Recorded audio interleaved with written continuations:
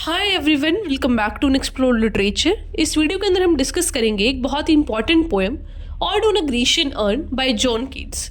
ये आपके paper 7th romantic literature के पार्ट है, तो उसके और भी पोएम्स हमने कवर किए हैं जिसको आप डिस्क्रिप्शन में चेकआउट कर सकते हैं। So now let's discuss about poet John Keats. John Keats का बर्थ 31 अक्टूबर 1795 लंदन इंग्लैंड के अंदर हुआ। इन्होंने अपनी पढ़ाई करी मेडिसिन के अंदर, बाद में इन्होंने मेडिसिन को छोड़ दिया और ये फुल टाइम पोएट बन गए। ये काफ़ी इंपॉर्टेंट रोल प्ले करते हैं रोमांटिक लिटरेरी मूवमेंट के अंदर along with Percy Bysshe Shelley and Lord Byron. इनकी सबसे पहली जो पोएम थी वो पब्लिश हुई 1816 के अंदर, जिसका नाम था ओ सॉलिट्यूड। फिर जो इनका पहला कलेक्शन ऑफ पोएम्स है वो पब्लिश हुआ था अगले ही साल 1817 में। इनके जो काफ़ी सेलिब्रेटेड ओड्स हैं वो है ode to a nightingale and ode on a Grecian urn, जो कि फाइनेस्ट पोएम्स कंसिडर की जाती हैं इंग्लिश लैंग्वेज के अंदर। बात करें ओड की, तो ओड एक टाइप ऑफ लिरिकल पोएम है जिसके अंदर एक फॉर्मल इलेबोरेट स्ट्रक्चर रहेगा और पर्टिकुलर तरीके से डिफाइंड टोन भी रहेगा। इनको बेसिकली राइट किया जाता है टू एक्सप्रेस डीप एडमायरेशन, या फिर किसी चीज़ का प्रेज करना हो, किसी चीज़ का रिफ्लेक्शन दिखाना है, ऑब्जेक्ट का, प्लेस का, किसी कॉन्सेप्ट का। तो जो डीप फीलिंग्स हैं या फिर किसी को प्रेज करते हुए इन चीज़ों को लिखा जाता है। तो बेसिकली ये स्ट्रॉन्ग इमोशंस को दिखाती है और सेलिब्रेट करने के लिए या फिर किसी सब्जेक्ट मैटर के ऊपर बहुत ही थॉटफुल तरीके से एक्सप्लोरेशन करने के लिए इसका यूज़ किया जाता है। अब डिस्कस करते हैं पोम को। तो ये था आपका ग्रीशियन अर्न का इमेज जिससे आप रिलेट कर सकते हैं थ्रू आउट द पोएम। इस पोएम को 3 पार्ट्स में डिवाइड किया गया है। स्टेंजा 1 में आपको इंट्रोड्यूस करवाया जा रहा है सब्जेक्ट के साथ कि हम किस चीज़ की बात करने वाले हैं और उस पर्टिकुलर चीज़ का थोड़ा बहुत डिस्क्रिप्शन। फिर आता है स्टेंजा नंबर 2, 3 एंड 4। उसमें प्रॉपर तरीके से डिस्क्रिप्शन दे रखा है उस ग्रीशियन अर्न का जिसकी जो पोएट है वो बात कर रही हैं। स्टेंजा 5th में कंक्लूड किया गया है इस सारी पोएम को। तो आई होप आपको इसका थोड़ा थोड़ा ये जो बेसिक स्ट्रक्चर है वो समझ आ गया होगा। अब लाइन बाय लाइन इस पोएम को डिस्कस करते हैं। Thou still unravished bride of quietness, thou foster child of silence and slow time, live in history, who canst thus express a flowery tale more sweetly than our rhyme? What leaf-fringed legend haunts upon thy shade, of deities or mortals, or of both? In temple or the dales of Arcady, what men or god are these? What pagan loth, what mad pursuit, what struggle to escape, what pipes and timbrels, what wild ecstasy? यहाँ पर poet Grecian urn को address करते हैं एक unravished bride बोलकर कि आप एक अनरेविश्ड ब्राइड हैं क्वाइटनेस की, बिकॉज आपको प्रिजर्व किया गया है म्यूजियम के अंदर for centuries without any disturbance, कि कोई डिस्टर्बेंस नहीं हुआ, आपको सिर्फ यहाँ पर प्रिजर्व करके रख दिया गया है। और जो आपके फोस्टर पेरेंट्स हैं वो कौन है? साइलेंस और स्लो टाइम। जो नेक्स्ट लाइन में लिखा गया ना, thou foster parent child of silence and slow time. फिर वो बोलते हैं कि जैसे जो तुम्हारे पेरेंट्स हैं वो तुम्हारा ख्याल रखते हैं, तुम्हें प्रिजर्व करते हैं, लेकिन जो तुम्हारे एक्चुअल पेरेंट है that is silent living historian, जिसको एक्सप्रेस नहीं किया जा सकता, वो एक हमेशा एक टेल बताते हैं आपकी। It has the capacity to express a story. तो यहाँ पे पूरा जो ये एक्सप्लेनेशन है वो इस तरीके से दिया गया है कि आपका जो एक ब्यूटी है, आपका जो एक स्ट्रक्चर है, वो अपने आप में ही एक कहानी बताता है, और वो जो उसका तरीका है कहानी बताने का that is more expressive than a poet. जो पोएट की इमेजिनेशन है वो एक इस ग्रीशियन अर्न की है, और वो जो कलर है उसका that is very natural of the material. फिर आगे पोएट बोलते हैं कि आपकी जो ये पूरा बॉडी है, जो आपका स्ट्रक्चर है, ऐसा ग्रीशियन अर्न को देख के बताते हैं वो कि उसके ऊपर ना बहुत सारी चीज़ें इम्प्रिंटेड है, उसमें बहुत सारे स्ट्रक्चर बने हुए हैं। ये लोग कौन हैं? क्या ये भगवान है या ह्यूमंस हैं? फिर ये जो लास्ट 3rd लाइन है उसमें बताया गया है कि या फिर ये मेडन्स हैं जो कि हेट करती हैं उन आदमियों को जो कि उनके पीछे पड़े रहते हैं। Why the fellow is chasing her, तो वो क्वेश्चन पूछते हैं कि आखिर वो उनको क्यों ही चेज कर रहे हैं। या फिर there are people playing the musical instruments. तो बहुत सारी चीज़ें इसके ऊपर बनी हुई हैं ग्रीशियन अर्न के ऊपर। उसको देखकर पोएट के मन में जो भी ख्याल आता है वो सारी चीज़ों को डिस्क्राइब करता है फर्स्ट स्टेंजा में कि भाई ये लोग कौन हैं, क्या ये भगवान है, ह्यूमन है, ये लोग कौन है, आप डिस्क्राइब कर रही हैं बहुत अच्छे तरीके से उस टाइम की सोसाइटी को या फिर उस पर्टिकुलर फीचर को, जो कि एक पोएट भी ना कर पाता अपनी पोएम के अंदर। फिर आगे वो बोलते हैं, heard melodies are sweet but those unheard are sweeter, therefore ये soft pipes play on, not to the sensual air but more endeared, pipe to the spirit deities of no tone, fair youth beneath the trees, thou canst no leave, thy song nor even can those trees be bare, bold lover never never can't thou kiss, though winning near the goal yet do not grieve, she cannot fade, though thou haste not thy bliss, forever will thou love and she be fair।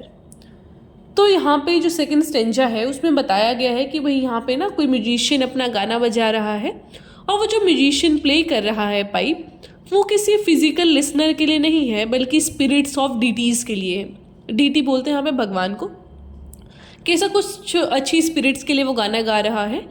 And he seems to be leaning on the tree, कि जो ये picture बना हुआ है ना, जो भी उस ग्रीशियन अर्न के ऊपर पिक्चर बना हुआ था, जो ये आपने देखा ना पिक्चर, इसको बोलते हैं ग्रीशियन अर्न, तो उसके ऊपर जो भी पेंटिंग टाइप बना हुआ था, जो भी स्ट्रक्चर टाइप बना हुआ था, उसको देखकर पोएट वो जो बातें बोल रहे हैं, that I am explaining to you, कि वहाँ पे एक जो आदमी है वो पाइप बजा रहा है। पाइप इज़ अ इंस्ट्रूमेंट, ठीक है, वो म्यूजिकल इंस्ट्रूमेंट बजा रहा है। तो पोएट उसको देख के बोलते हैं कि जो ये आदमी है वो ऐसा पेड़ के सहारे खड़ा हुआ है, एंड आप इसके साथ हमेशा के लिए बन चुकी हैं इस म्यूज़िक के साथ। मतलब कि आपके ऊपर ये स्ट्रक्चर है, अब जो ग्रीशियन अर्न थी उसके ऊपर वो स्ट्रक्चर बना हुआ था। अब वो ये तो है नहीं कि उसको मिट जाएगा, वो तो उसके ऊपर क्रेव्ड ही रहेगा, इसलिए वो बोल रहे हैं कि ये हमेशा तुम्हारे ऊपर रहेगा, इसलिए तुम बन चुकी हो इस म्यूज़िक के साथ। जो पेड़ बने हुए हैं तुम्हारे पेंटिंग के अंदर ऐसे, वो हमेशा ग्रीन रहेंगे, वो कभी मुरझाएंगे नहीं। The bold lover trying to catch the beloved, कि जो ये बोल्ड लवर है, but this bold lover won't ever be able to kiss her, मतलब कि वो हमेशा चेस तो करता रहेगा उसको, लेकिन कभी अपनी जो बिलवर्ड है उसको किस नहीं कर पाएगा।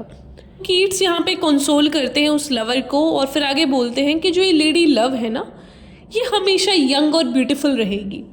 मतलब कि जो आर्ट का पीस होता है वो हमेशा उतना ही ब्यूटीफुल रहता है, उसकी एस्थेटिक वैल्यू उतनी ही रहती है। हमने क्रिटिसिज्म वाले चैप्टर्स में भी देखा था, जो कि मैंने आपके लेक्चर्स लिए हैं लिटरेरी क्रिटिसिज्म के, कि एक जो पीस ऑफ आर्ट है ना, उसका कभी भी वैल्यू कम नहीं होता है। अगर देखने वाले की नज़र में वो टैलेंट है, वो एक परख है उसको, तो that will not be like dying, या फिर ख़त्म नहीं हो जाएगा वो चीज़। तो इसी तरीके से एक आदमी नष्ट हो सकता है, लेकिन उसका जो एक आर्ट है, उसका जो भी कोई टैलेंट है, उसको लोग आने वाले टाइम पे प्रेज करेंगे। फिर आता है third stanza, happy happy birds that cannot shed, ये leaves nor ever bid the spring adieu, and happy melodist unwearied, for every piping songs for ever new, more happy love and more happy happy love, for every warm and still to be enjoyed, forever panting and forever young, all breathing human passion far above, that leaves a heart high sorrowful and cloyed, a burning forehead and a parching tongue।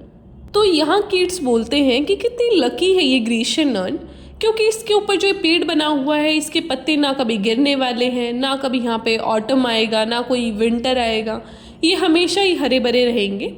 And इसके जो पेड़ है या फिर जो leaves है वो कभी भी ख़राब नहीं होने वाले। जो म्यूजिशियन है वो कभी भी बोर नहीं होगा उस सेम म्यूज़िक को बजा बजा कर। जो प्यार है यहाँ पर वो इटर्नल रहेगा। जो ह्यूमन लव है वो हमेशा क्या होता है, एक्साइटमेंट उसका कम हो जाता है। ये क्लोइड का मतलब यहाँ पे है, ये जो लास्ट सेकंड लाइन में, कि जो एक्साइटमेंट है ना ह्यूमन लव का, वो टाइम के साथ ऐसा कम होता रहता है। लेकिन जो आपके यहाँ पे जो दो लवर्स बने हुए हैं, ग्रीशियन अर्न पे जो बने हुए हैं, उनका प्यार कभी भी ख़त्म नहीं होने वाला, उनका प्यार इटर्नल रहेगा। And the unhappiness of human love, जो ये पार्चिंग टंग है वो दिखाता है अनहैप्पीनेस ऑफ ह्यूमन लव को, कि भाई जो यहाँ पे पूरा सीनरी है वो तो इतना खुश मिजाज है, सारे लोग खुश हैं, कोई बोर नहीं हो रहा, कोई किसी चीज़ से थक नहीं रहा। लेकिन एक्चुअलिटी में क्या है वो चीज़ें, एक्चुअल सेंस में इंसान बोर हो जाता है एक चीज़ से, और ह्यूमन लव भी सेफ नहीं रहता। Then is stanza number 4, who are this coming to the sacrifice, to what green altar O mysterious priest, Least thou that heifer lowing in the skies, and all her silken flanks with garlands twist. What little town by river or seashore, or mountain built with peaceful citadel, is emptied of this fog, this pious morn? And little town, thy streets for evermore will silent be, and not a soul to tell why thou art desolate and can't ever return. हाँ, poet देखते हैं उस Grecian none को और ऐसा question करते हैं कि ये कौन लोग हैं जो यहाँ पे प्रोसेशन कर रहे हैं, मतलब कुछ यहाँ पे चल रहा है एंड बहुत सारे लोग इकट्ठे हो रखे हैं। ये सारे लोग एक एनिमल सेक्रीफाइस के लिए जा रहे हैं और यहाँ पे एक मिस्टीरियस प्रिस्ट भी है। अब वो जो जगह है जहाँ पे सेक्रीफाइस होना है वो दिख नहीं रही है। एक हाइफर को ये लोग कैरी कर रहे हैं, एक गाय का बच्चा टाइप्स उसको कैरी कर रहे हैं और उसको ऐसा पूरा माला वाला पहना रखा है। And this people are from mountains, towns और शी शोर्स। तो क्वेश्चन कर रहे हैं यहाँ पे पोइट कि भाई ये लोग माउंटेन से आए हैं, टाउन से आए हैं या फिर समंदर के किनारे से आए हैं, कहाँ से आए हैं? ये जो सारा गांव है वो इकट्ठा हो रखा है इस सेलिब्रेशन के लिए। तो जिस जगह से आए हैं like that place will be empty now. तो वहाँ पे जो पोइट है वो बोलते हैं कि मुझे उस टाउन को बताना है अब कि आपकी स्ट्रीट्स तो बिल्कुल खाली हैं और साइलेंट पड़ा है सब कुछ, क्योंकि ये जो लोग हैं वो सारे इस सेलिब्रेशन के लिए आए और यहीं पे स्टक हो गए। मतलब वो यहाँ पे रह गए। अब इनके जो शहर गांव वट एवर द प्लेसेस वो अब खाली पड़ा है, वहाँ पे कोई भी नहीं है। And if someone comes and ask what happened to the town, nobody would be able to answer. कि अगर कोई भी वहाँ पे जाता है और पूछता है कि भाई ये टाउन कैसे खाली हुआ, तो किसी के पास कोई आंसर नहीं होगा, क्योंकि किसी को पता ही नहीं है, ये सारे लोग तो यहाँ पर फंस गए हैं। तो इसका पूरे स्टेंजा का मतलब ये है कि जो आर्ट है उसमें जो क्रिएटिविटी दिखाया गया है दैट सीम्स सो रियल कि ऐसा लगता है कि सारा जो एक टाउन है वो आके यहाँ पे बस गया है, that is in to actual sense.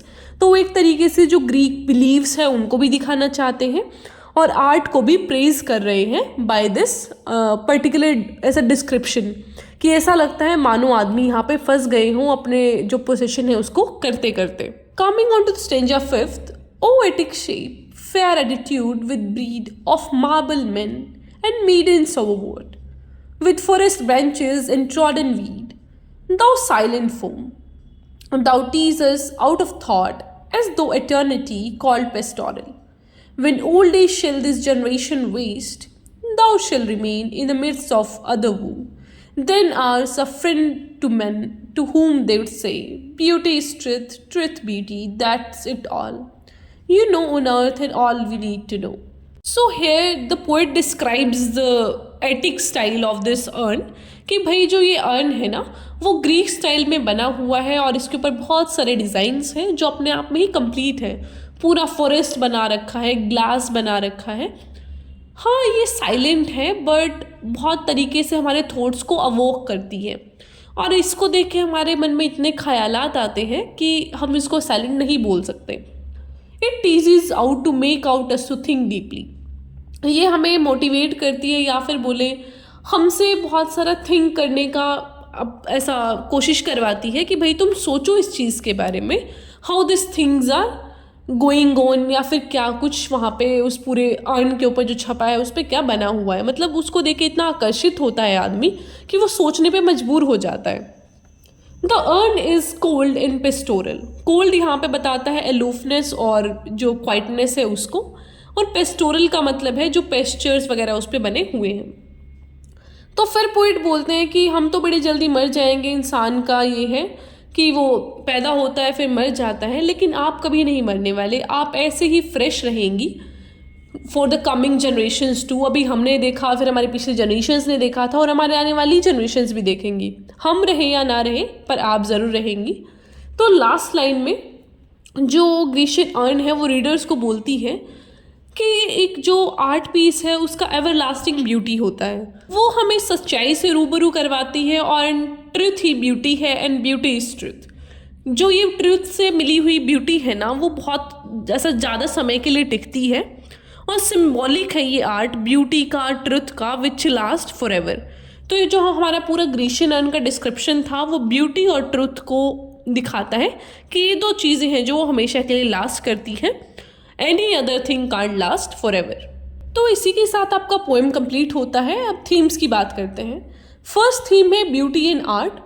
तो यहाँ पे जो ग्रीशियन अर्न है उसका रेफरेंस लेके बताया गया है कि कैसे एक जो आर्ट है वो कैप्चर करती है ब्यूटी को फॉर एटर्निटी। फिर आता है टाइम एंड टाइमलेसनेस। तो कीट्स ने यहाँ पे कॉन्ट्रास्ट दिया है टाइम का और टाइमलेसनेस का बाय द नेचर, कि जो अर्न है उसके ऊपर नेचर का भी जो भी चीज़ें बनी हुई है, जैसे कि एक बिलवेड बनी हुई थी, मतलब human nature and everything, tree बना हुआ था तो उसके पत्ते कभी नहीं झड़ने वाले। लेकिन ऑन द अदर हैंड जो हमारे यहाँ पे पेड़ हैं उनके पत्ते झड़ जाते हैं, वो पेड़ भी ख़त्म हो जाता है। तो किस तरीके से टाइम के साथ चीज़ें ऐसा घटती रहती हैं, कोई चीज़ बनती रहती है, कोई मरती रहती है। तो this is a continuous process in the nature. फिर है ह्यूमन डिज़ायर एंड फ्रस्ट्रेशन। तो जो पोएम है वो एक्सप्लोर करती है human desire for love, passion, fulfilment, जैसा कि सीन्स में दिखाया गया है ग्रीशियन अर्न के। अब बात करते हैं सिंबल्स की। तो फर्स्ट सिंबल हमारा है द ग्रीशियन अर्न, जो कि सिंबलाइज करती है आर्ट को और टाइमलेस ब्यूटी को। और बहुत सारी चीज़ें जो कि थ्रू आउट द पोएम मैंने बताई वो भी आप इसमें मेंशन कर सकते हैं। Then is music in silence, कि जो म्यूजिक प्ले किया जा रहा था ऑन दिस अर्न वो सिंबलाइज करता था ब्यूटी ऑफ साउंड को और आर्ट को। और जो साइलेंस है अर्न की वो भी टाइमलेसनेस को जो है वो दिखाती है of art. Then is the scenes on the urn, जो भी सारी चीज़ें दिखाई गई थी, लवर्स, ट्रीज, म्यूजिशियंस, ये जो सारी चीज़ें हैं वो various aspects of life, love and art को दिखाते हैं। एंड जो सीन्स है वो फ्रोजन है इन द टाइम। अब ये मैंने यहाँ पे कुछ कोटेशंस आपके लिए दे दी हैं ताकि आप क्वेश्चन जो भी अटेम्प्ट करेंगे इस पोएम से उसमें लिख दीजिएगा बीच में। तो इसमें समझाने लायक कुछ नहीं है, you just learn this quotations. First is by PB Shelley, that exquisite test. Then is TS. Eliot की जो पोएम है कीट्स की वो बहुत ही फाइनेस्ट है एंड ये वो। फिर तो आपको ये एज इट इज़ लर्न करना है और लिख देना है, ऐसा कुछ हार्ड एंड फास्ट रूल्स नहीं होते इसमें। जस्ट टाइप बस राइट दिस इन असाइनमेंट्स भी आप लिख सकते हैं या फिर पेपर में, wherever you want to, क्योंकि ये चीज़ें रहती हैं कि भाई इस पोएट ने इसके बारे में क्या बोला, हाउ क्रिटिक्स हो दैट। तो क्रिटिक्स भी अगर आपको मिलते हैं तो वो भी आप लिख सकते हैं। All right, and I am also very sorry about this अजीब सी आवाज़, because I am down with fever, गला खराब and everything. So I try to delay this video making की कोई नहीं, थोड़े दिन बाद बनाएंगे, but your exams are near तो we have to manage with this sound only. I cannot change that. All right. So you can also type the topics जिस पे भी आपको वीडियो चाहिए, तो जैसे तैसे उसको भी कवर करेंगे। And will cover the syllabus soon, जितना जल्दी और जितना ऐसा एक्टिव पार्टिसिपेशन आपका रहेगा उतना ही I will cooperate with you people. All right, so don't forget to subscribe the channel. जल्दी ही हमारे 5K होने वाले हैं तो प्लीज़ वो भी जल्दी करवा दीजिए, और कमेंट करना तो बिल्कुल ना भूलें। It literally like makes me happy कि हाँ you people are appreciating the thing. All right, so now I'll meet you in the next video. Till then, take care, stay happy, stay healthy.